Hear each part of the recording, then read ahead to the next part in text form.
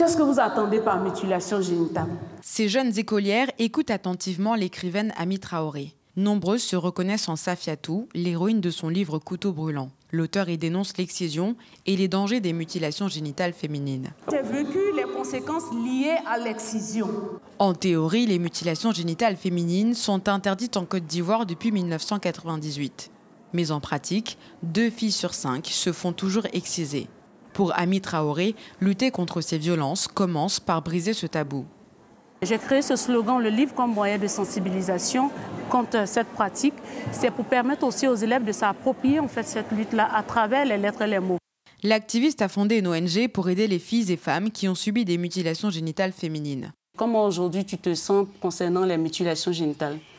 Elle a mis en place un numéro vert pour que ces femmes ne se sentent plus isolées. Moi, je fais beaucoup de sensibilisation, mais pour des problèmes liés, par exemple, juridiques, ça peut être d'ordre juridique, ça peut être d'ordre psychologique. Je peux toujours référer, par exemple, au médecin. Ces femmes sont redirigées vers le docteur Côme. Il est l'un des rares experts en chirurgie réparatrice en Côte d'Ivoire.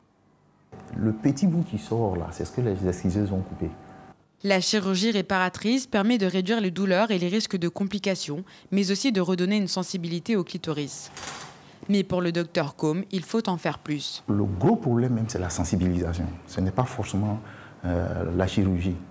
La chirurgie vient en complément de la sensibilisation.